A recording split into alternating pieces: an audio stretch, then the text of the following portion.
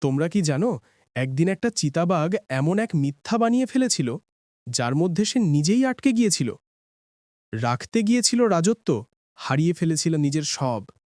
আজ বলছি একটা এমন সত্যি গল্প যা তুমি ভুলতে পারবে না। একটা সময়ের কথা। একটা গভীর বন ছিল, আর সেই বনের ছিল এক রাজা, একটা চিতাবাঘ। তার নাম ছিল চাতা। সেই ছিল কতটা ভয়ঙ্কর, এই তো ভাবো। বনে এমন একটা প্রাণীও ছিল না যে তাকে কিছু বলার সাহস রাখত। আমি তখন একটা সাধারণ খরগোশ। আমার নাম টুনি। ছোট, দুর্বল, অবহেলিত। কেউ চায়নি আমি কোনোদিন কিছু বড় করব। আর চাতা, সে ছিল গর্বে টইটম্বুর। আমরা তাকে ভয় পেতাম, কারণ চাতার হাত থেকে কেউ সহজে বাঁচত না। প্রতি পূর্ণিমা রাতে সে সভা বসাত। সব প্রাণীকে সেখানে জড়ো হতে হতো। তাকে প্রশংসা না করলে, তালি না দিলে শাস্তি ঠিকই দেওয়া হতো। চাতা বলতো, এই বনে আমার মতো বুদ্ধিমান কেউ নেই। আমার দৌড় আর কৌশলের সামনে সবাই মাটিতে লুটাবে। আমরা চুপ থাকতাম, কারণ আমরা জানতাম সত্য বলা মানেই বিপদ ডেকে আনা। কিন্তু হঠাৎ একদিন চাতা বলল, এই বনে আমার একটা ছায়া আছে, এক প্রাণী যে আমাকেও হার মানাতে পারে। ওকে খুঁজে বের করো। যে পারবে আমি তাকে রাজা বানাবো। প্রাণীগুলো ভাবল এটা একটা খেলা, এক ধরনের পরীক্ষা। কিন্তু তারপরই শুরু হলো ভয়ঙ্কর ঘটনা। এক এক করে প্রাণীরা হারিয়ে যেতে লাগল। বানর চঞ্চল গেল, ফেরেনি। হরিণ নীরও গেল, খুঁজেও পাওয়া গেল না। শেয়াল, বনবিড়াল সব গায়েব। বন জুড়ে তখন ভয়, আতঙ্ক, অনিশ্চিত স্তব্ধতা। কিন্তু আমার মনে তখন একটা প্রশ্ন ঘুরপাক খাচ্ছে। এত প্রাণী একে একে হারিয়ে গেল, কেউ বাঁচল না, চাতা শুধু রহস্যের কথা বলছে। কিছু একটা তো আছেই। আমি ঠিক করলাম, আমাকে সত্যটা খুঁজতেই হবে। এক রাতে সবাই ঘুমোচ্ছে, আমি লুকিয়ে ঢুকে পড়লাম চাতার গুহায়।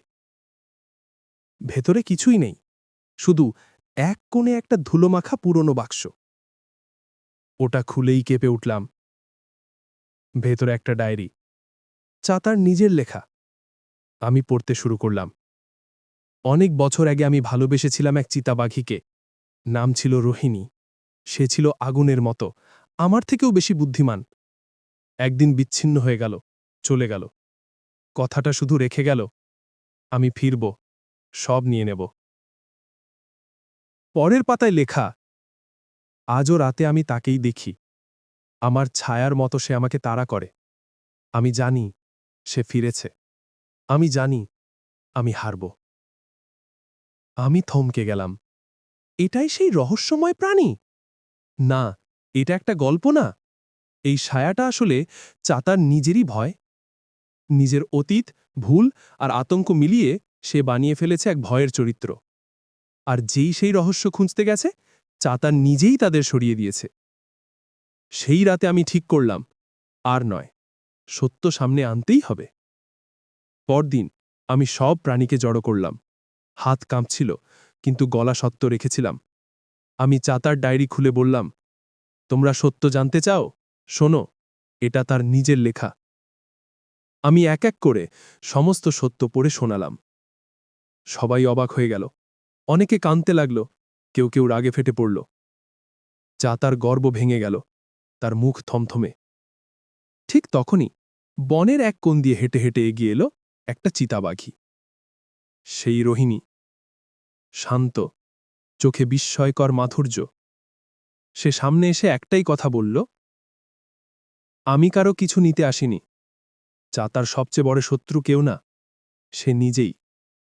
ভয় দিয়ে কেউ সত্যিকার নেতা হতে পারে না।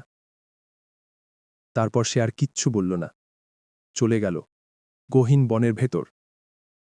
চাতা, সে কিছু বলেনি, শুধু মাথা নিচু করে ধীরে ধীরে গুহার অন্ধকারে মিলিয়ে গেল। আর আমি সেই ছোট খরগোশ, যাকে কেউ কল্পনাও করত না। সে আজ সত্য আর সাহসের জন্য দাঁড়িয়েছে সবার সামনে। আমি কখনো রাজত্ব চাইনি, আমি চেয়েছি সত্যটা বাইরে আসুক।